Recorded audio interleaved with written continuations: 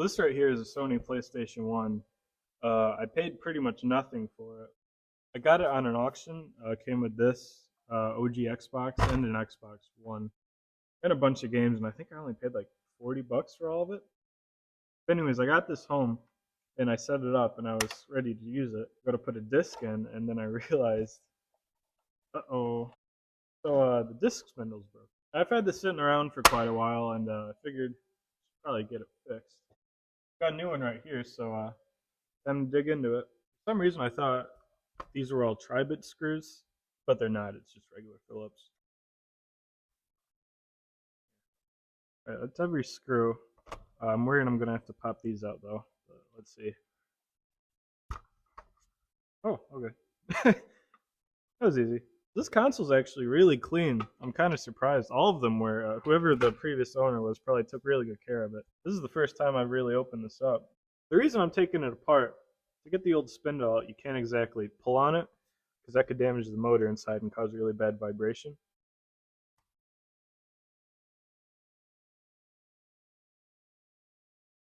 Oh, that was a piece of plastic that just fell out.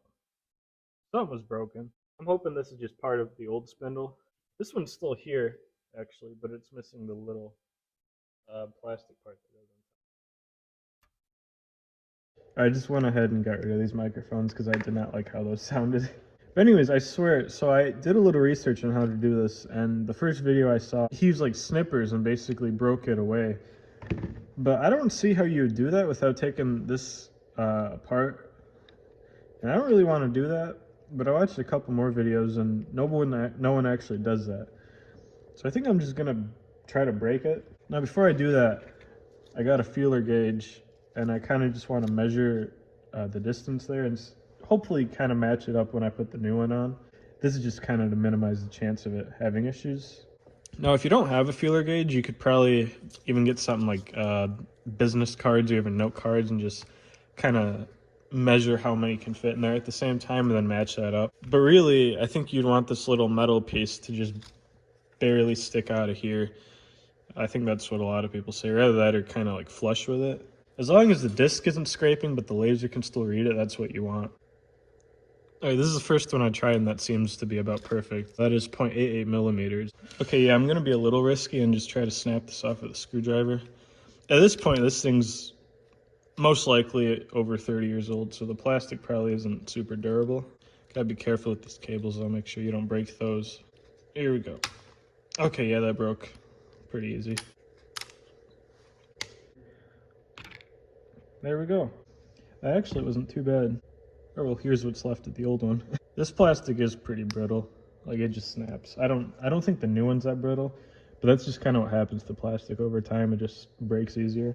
Now I was prying that off with the screwdriver up against here, so I don't think it would really damage anything, but you know, you should still be careful, of course. So now I think I'm just going to reinstall it back into the console, just so this has more of a solid place to sit.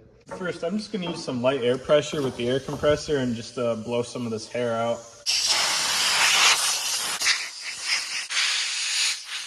Now I could completely dismantle this and kind of deep clean it and look for issues, but I'm not going to do that, mainly because this console is actually really clean, like I said earlier.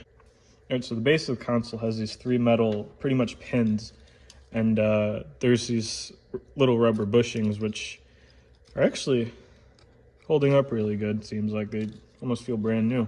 That's basically to minimize vibration. It will help the console read the disc easier without errors. Anyways, I'm gonna plug everything back in. You gotta watch the cables and where they sit. You don't want it to sit underneath anywhere it's not supposed to. I didn't really pay attention to the orientation of these when I took them out, but as long as they're not in the way of anything, I don't think it really matter too much. This ribbon cable actually falls pretty much right where it needs to be. Ribbon cables kind of scare me. I've broken a few in the past. You gotta be careful with those because of how flexible they are, but that one went in pretty good. Alright, well now that that's plugged back in, I'm gonna put the new spindle on. So what I'm gonna do, I'm gonna take my feeler gauge and use the same setting I measured it with. I'm gonna set it down right here. I want this to sit flat. Basically, I'm gonna push this down, but this will limit how far down it goes. Let's kind of carefully push it down. So I got it on. The feeler gauge So the feeler gauge slides in and out a little easier than it did before, so I'm just going to very carefully push this down a little by hand. Check again. That's about the same. Maybe I'll use a screwdriver.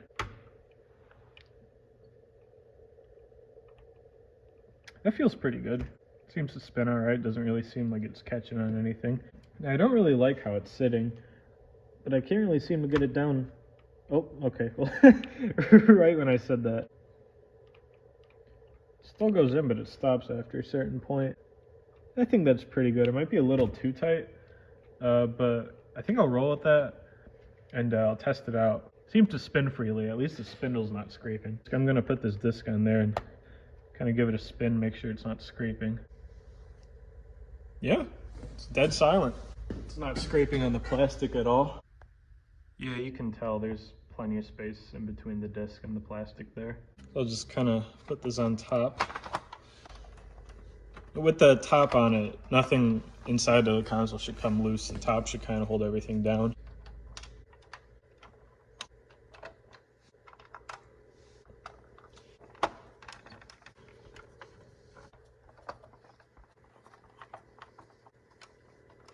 All right, it should be put back together.